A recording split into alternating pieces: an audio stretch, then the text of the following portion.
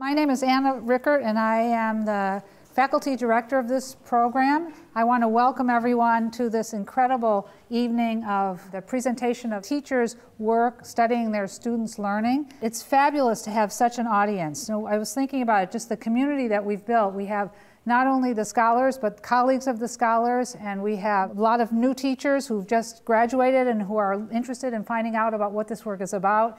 We have several school principals. Without the principals, this work can't take place on site. We have several district administrators who are showing support from the district level. So it's incredible to build the kind of community that's building around this teacher-directed professional development.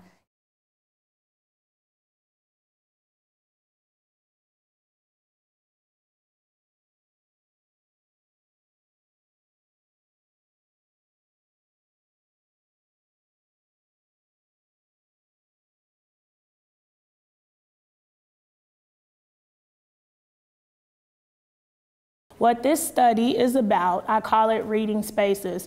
And what it's about is the space between a student and a text and trying to help them to figure out how to comprehend what they're reading when they're reading independently.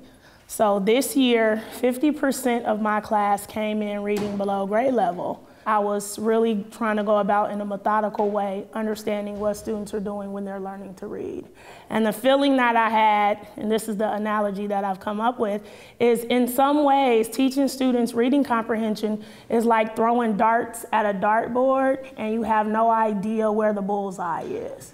So you're just coming up with a lot of lessons, a lot of mini lessons, a lot of, graphic organizers, but you really have no idea what each student needs in order for them to understand the text that they read. So one of the main discoveries was if you ask students to think while they're reading, they will think while they're reading.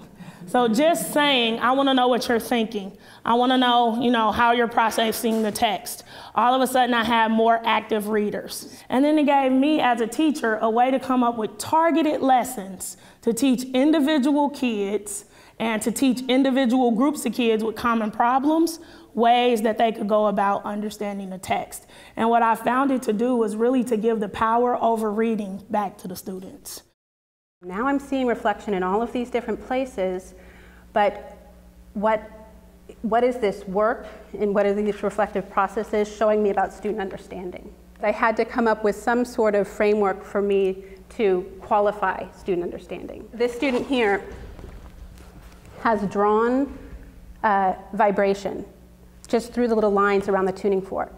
So we talked about sound as coming from vibration, and this tuning fork enabled the ping pong ball to go flying off into the air, and her understanding of sound related to vibration, and she was able to represent that through this illustration.